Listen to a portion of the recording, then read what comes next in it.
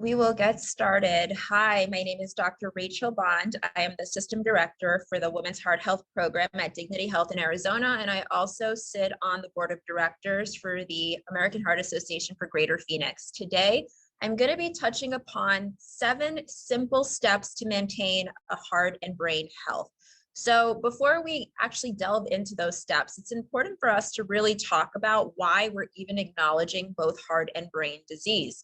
Well, the fact of the matter is that heart disease is the #1 killer of adults in the United States. It actually impacts the lives in roughly 1 in 4 people.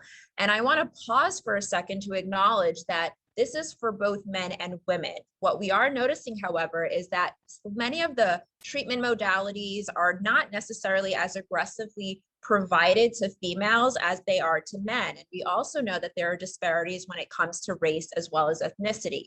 Many a times we see the Black and Brown community having the highest rates of both heart as well as brain disease, as I will be touching upon in a few minutes. And one reason for that has not much to do about the biology, but it has much more to do about the social constructs of our health, such as access to food, access to even being able to eat healthy food, access to health care, but more importantly, also access to the ability to safely exercise. And all of that is centered on structural racism. So as we walk through this topic, I think it's important to acknowledge that without any doubt. Now, when we think about stroke, similarly to heart disease, it is unfortunately taking the lives of many Americans. To date, we know that it's the 5th leading cause of death in the United States, and that roughly translates to about 150,000 Americans dying of a stroke each year. Beyond that, though, so many are also impacted from disabilities from stroke. It actually impacts nearly 800,000 Americans per year, many of whom may not regain their strength in their arms or their legs or their ability to eloquently speak because of slurred speech. So this is such an epidemic that we're seeing that we really need to understand the cause of it, but more importantly, how we could prevent it. And I think before we delve into that, we're going to be talking a little bit about the types of cardiovascular disease, and heart disease and stroke does fall under the umbrella term, what is called cardiovascular disease. This also includes, when we think about heart disease, the narrowing of the arteries in the heart due to plaque. But it could also include heart failure, which is having an insufficient blood being pumped from the actual heart, which is a muscle in our body. We also know that irregular heartbeats that can cause electrical problems, a very common one being atrial fibrillation, where at the top of the heart, there's an erratic ability for the heart to not beat in the right proper way. We also know that valvular disease also encompasses cardiovascular disease, where you could have a murmur, possibly as a result of a leaky valve or even a tight valve that prevents that blood from exiting the heart as smoothly as it should. Cardiomyopathy, similar to heart failure, is very commonly a cause of a muscular disease, which again, that heart being a muscle. And sometimes many of the things we already addressed, such as coronary heart disease, an irregular heartbeat, or valvular disease can lead to cardiomyopathy and heart failure. And one thing that's important to also highlight is that common risk factors such as diabetes, obesity, and most importantly, high blood pressure can also lead to cardiomyopathy, which is that weakening of that heart muscle. We also know that sometimes we can have heart disease that's congenital, where you're born with it. And obviously in that situation, we would hopefully see that at birth to make sure that we're managing it accordingly. Similarly, as mentioned, stroke, and then peripheral vascular disease, where you have narrowing due to plaque in the arteries of the extremities. Now, delving deep into heart disease, it's really important for us to understand that coronary heart disease is a simple term to describe the narrowing due to plaque buildup in the arteries of the heart.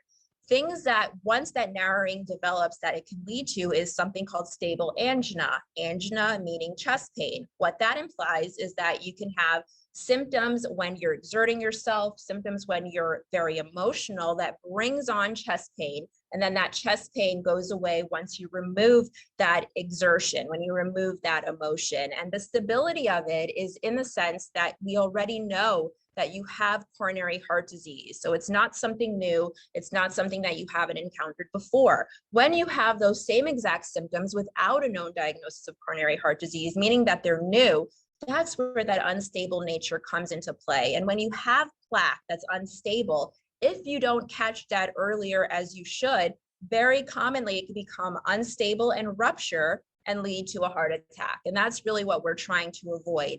Understanding that heart disease, again, is a leading cause of death for both women and men, with disparities, again, impacting the Black and brown community. We need to figure out how can we prevent this very preventable disease that, again, we could prevent 80% of the time.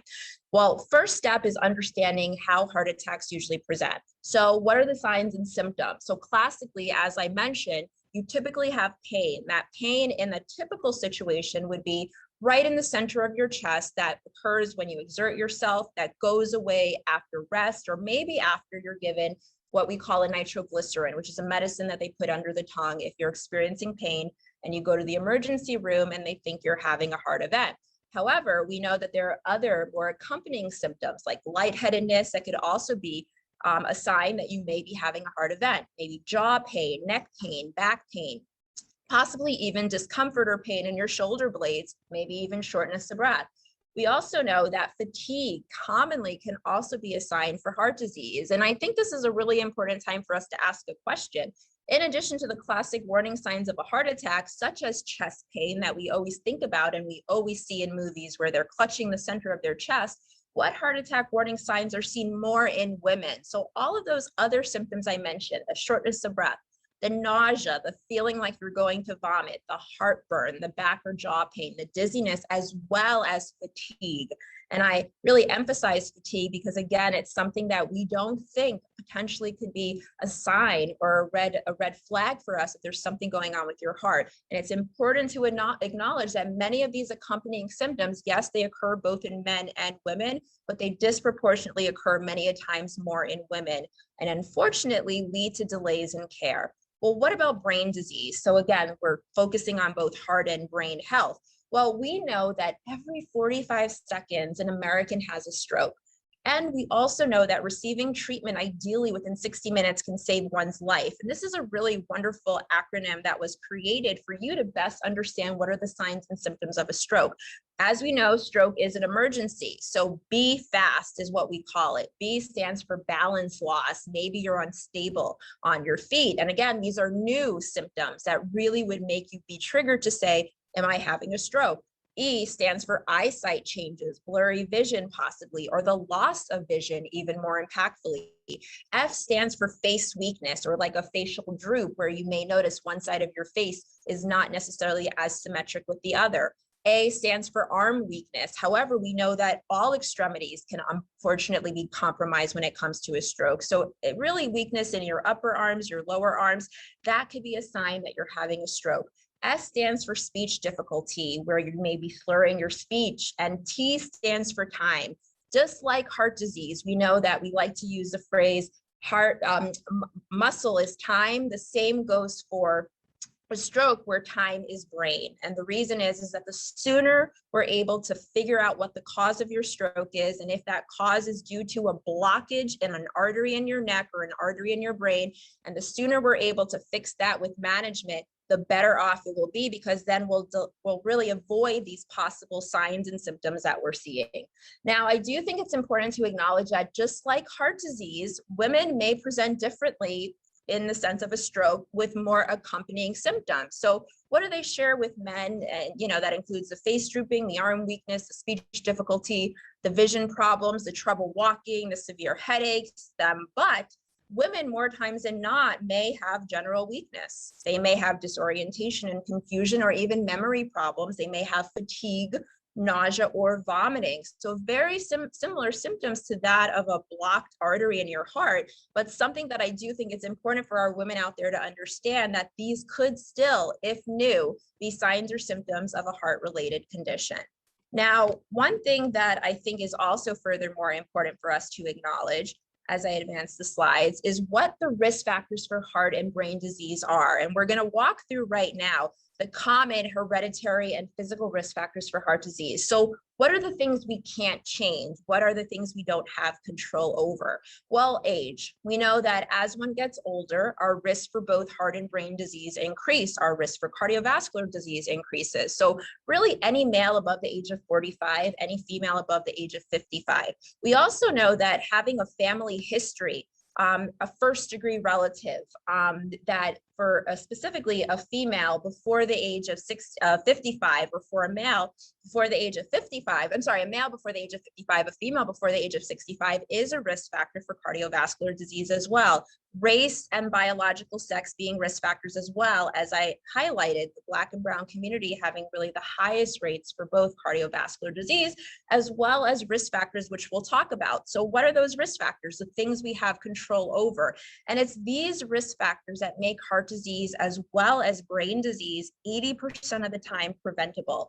Blood pressure, cholesterol, blood sugar, weight, physical activity, healthy eating habits, smoking, and excess alcohol. It are these things that we do have control over. And one caveat to that, I do think is important to highlight, is that sleep disturbances such as sleep apnea can impact our heart and brain health. How so? Well, we know that sleep apnea, where you have periods where you may stop sleeping while, you may stop breathing while you're sleeping, can impact your blood pressure by causing an elevation in blood pressure. It could also impact your body's, unfortunately, being more prone to an abnormal heart rhythm, such as atrial fibrillation, which is a very common cause of a stroke as well. Now, there are risk factors for heart and brain disease in women that are very specific. Many of them occur during a female's reproductive years. So hormone, as an example, one thing that's not on this slide is menopause. And we know that the earlier one goes into menopause, the higher their risk for cardiovascular disease. Premature menopause is defined as having a stop of your periods by or before the age of 45. That could be a risk factor for cardiovascular disease. Pregnancy-related complications also, which we do see that there are some racial and ethnic disparities of care, in that Black women are 3 times more likely to die during their pregnancy from very commonly cardiovascular disease, which is the leading cause of maternal mortality that we see in the United States, and the rates are rising. Many reasons for this is that during pregnancy, if you have elevated blood pressure, diabetes of pregnancy, preeclampsia, where your blood pressure is very high and it could impact the organs, or even premature labor, those are all risk factors for your not only immediate self, but future self for having, unfortunately, a possible cardiovascular event. Autoimmune conditions, they disproportionately impact more women than men, such as lupus or rheumatoid arthritis. Having any inflammatory condition can increase one's risk for cardiovascular disease, because heart disease and brain disease can be an inflammatory process. So the more inflammation you have in your body, the higher your risk of having a cardiac event. Heart toxic cancer treatment. I like to use the example of breast cancer. So for breast cancer, we have a greater than 95% survival. And with that, we know that all of the chemotherapeutic agents and radiation therapy that has been used is a phenomenal in removing all of those bad cancer cells, but some of them can also impact the heart. It can cause the muscle of the heart to become weakened, leading to a cardiomyopathy or congestive heart failure. And we also know that radiation itself may lead to premature plaque building up in the arteries of the heart. So thinking about if you've ever undergone treatment for breast cancer, you may want to speak to your primary care doctor about getting your heart checked if it's been some time. Similarly, chronic stress, anxiety, and depression. Yes, they impact the health of both men and women. However, they disproportionately affect women in a much more negative way that leads to cardiovascular disease. But this is really the bulk of the talk. How can we, now that we understand the statistics, understand our risk factors, really focus in on our own heart and brain health? So how can we build your own culture of health? And we're very fortunate because the American Heart Association created Life Simple 7. So these are 7 tools to a heart healthy lifestyle. And this has been actually scientifically proven to lower one's risk for cardiovascular disease. So let's go through each and every step.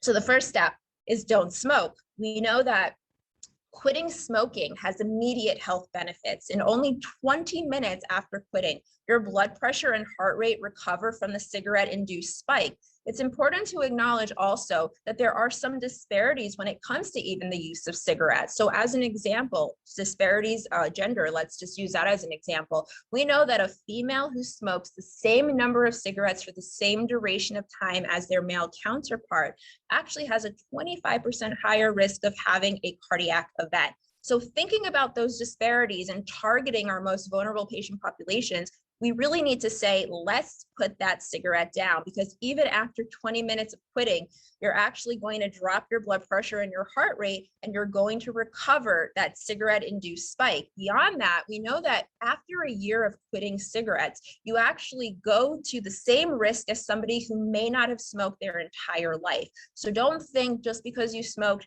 the damage is done. It's not. You could really make an impact on your life.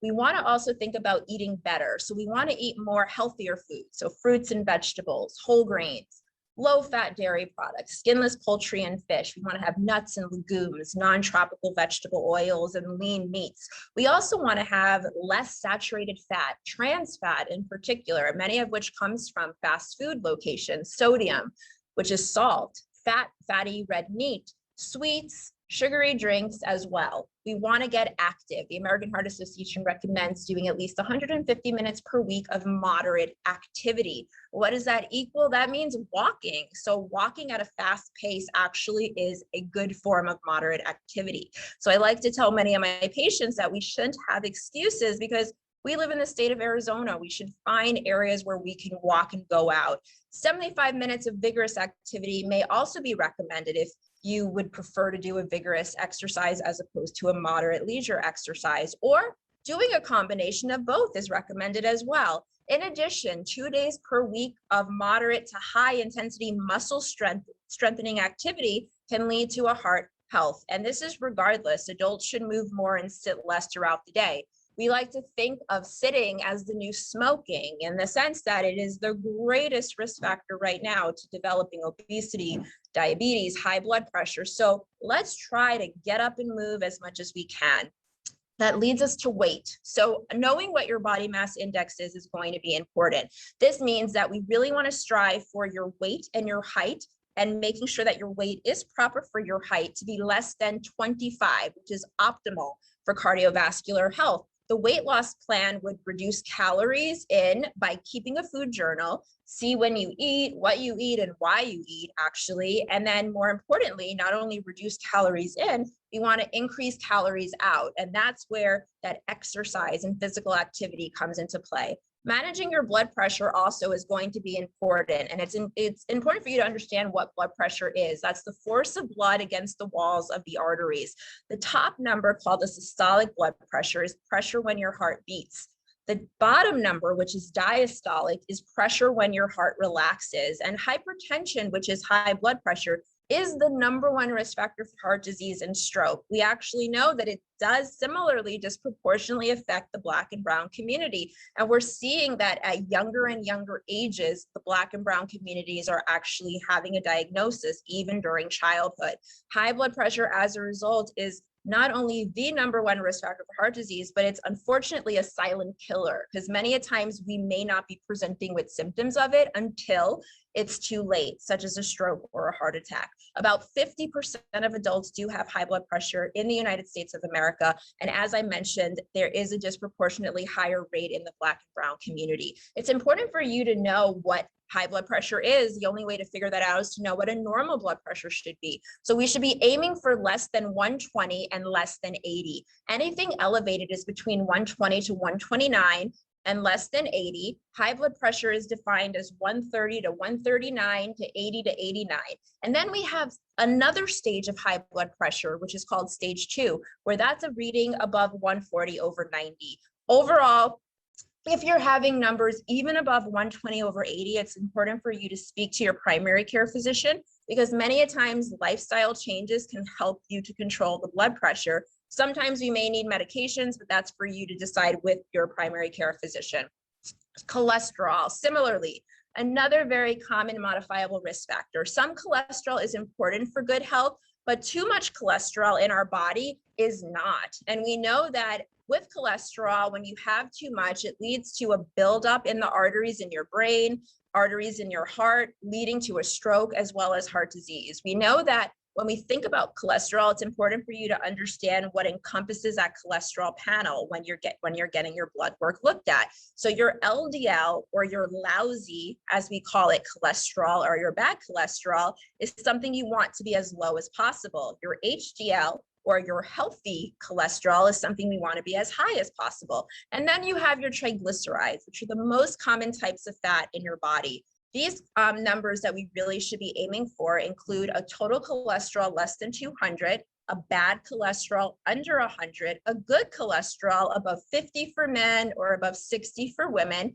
and that fat or triglycerides below 150. The only way for you to know if your numbers are where they need to be, ideal and optimal, is for you to go to your physician, go to your local health clinic or fair and get your numbers checked.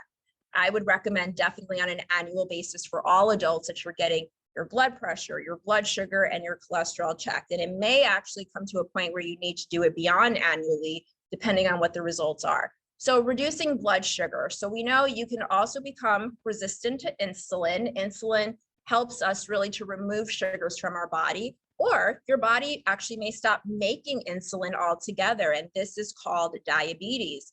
What we're striving for with diabetes is making sure that your glucose or sugar level is less than 100. That's normal.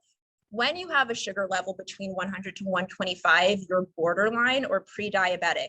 And anything above 125 is when diabetes is formally diagnosed. If you are pre-diabetic, you want to focus on eating healthy, improving physical activity, and maintaining a healthy weight. You also, if diabetic, want to do the same. But beyond that, you want to listen to your healthcare provider, test yourself regularly, take insulin if required. However, not everybody requires insulin. They may require more pills that are taken, orally. But as noted, many a times, even with the diagnosis of diabetes, depending on the severity, if it's a lower or milder form, we may be able to modify this just with lifestyle alone. And this brings us really into the importance of how to build your own culture of health. And again, I think walking through each of life's simple 7, these are things that we should be thinking about doing each and every single day, making sure that our family's doing it, more importantly. And I emphasize family because one thing that I will say is that heart disease starts to develop even as early as the age of 2, when there's a little bit of plaque that starts to build up in the arteries of our heart. What happens thereafter is really impacted by what we put into our system. If it's too much bad food, if it's smoking, excess alcohol, if it's not exercising, if it's not keeping our blood pressure healthy, our cholesterol healthy, and our blood sugar healthy, then yes, we're going to have higher rates of both heart and brain health. So it's important that you think about these 7 easy steps and really think about it in the sense of including your entire family into the mix. I also want to say that in addition to the 7 steps, it's important to also think about the 8th step. So that 8th step, which is reducing stress. We know that, as mentioned, at least disproportionately in the Black and Brown community, but also women more importantly, anxiety, depression, and stress definitely impact their overall risk when it comes to heart and brain health. And how can we acknowledge that, but more importantly, reduce that, is something that we're really excited for you all to learn about, as for those in person that are here to go to our fair and really focus in on really how mental wellness impacts physical wellness as well. So I think one thing that I wanted to take home on this talk today was not just what is the 7 steps to kind of making sure that our physical health is okay, but lastly, how do we make sure that our mental health is okay as well? And I think that's where we know that our physical health cannot necessarily be ideal until our mental health is ideal as well. So with that, I will open it up for any questions. Before questions, we do have some resources that if you are interested in understanding what your risk factors are, getting a heart score for you, getting more healthy eating and wellness tips, here are some wonderful websites from the American Heart Association.